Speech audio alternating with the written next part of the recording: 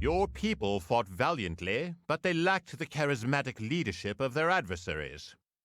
Constant enemy raids have broken your will and forced you into the barren, harsh lands that the other inhabitants find undesirable. Living off what little can be gleaned from the unforgiving landscape, your people dream of a day when a more capable leader will rise up and show them a glimpse of a brighter future. Alas, your armies marched into battle, but most did not return. Outnumbered and outmaneuvered by their Tyrrhenian foes, they fell like stalks of wheat before a scythe. The survivors have regrouped for a final stand, but the future looks bleak.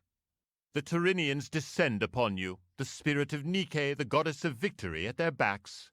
It will not be long before you are all slain or carried off into slavery.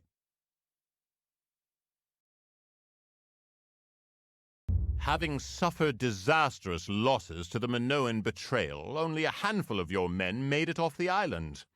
They were soon hunted down and slain, but you were not so lucky. For weeks now you have languished in a dark cell, living off worms and dirt.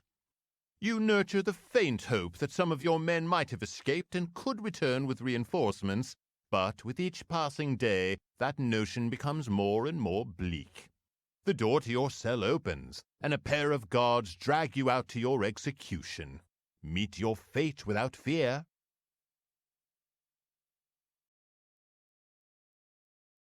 With the death of the great Achilles, the will of your troops was broken.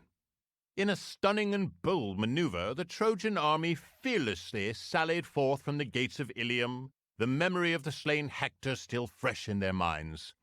Your rudimentary fortifications were no match for the Trojan onslaught, and the arrows of Apollo rained down from the sky, striking droves of your troops dead.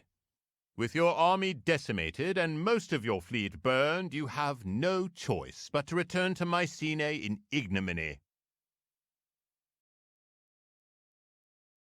Unfortunately, your settlers underestimated the resolve of the Luwians, who fought dearly to protect their homes from your incursions. Worn down by the raids of Aegean pirates, your people were no match for the Luwian onslaught. You and the few survivors had no choice but to flee and sail back to Athens, where you expect to see your name etched on thousands of ostracon. The combined might of the Spartan land and naval forces was too much for your garrison.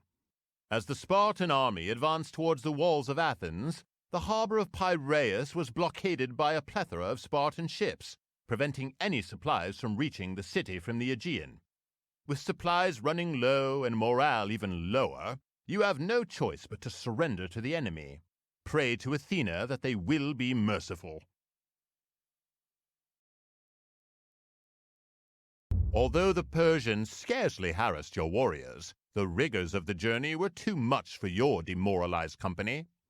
Internal disagreements racked your command structure and led to indecision as your men perished from the heat and thirst.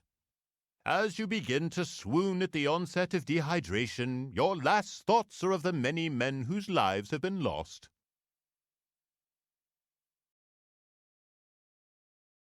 Your armies marched into Persia with the zeal of a victorious force, but for all their hubris, they could not break the might of the army of Darius. When the forces clashed, you failed to make decisive maneuvers when it mattered the most, and your invasion was parried by multitudes of defenders. Having been humbled, you retreat to Hellas with all haste, knowing that the retaliatory Persian invasion is inevitable.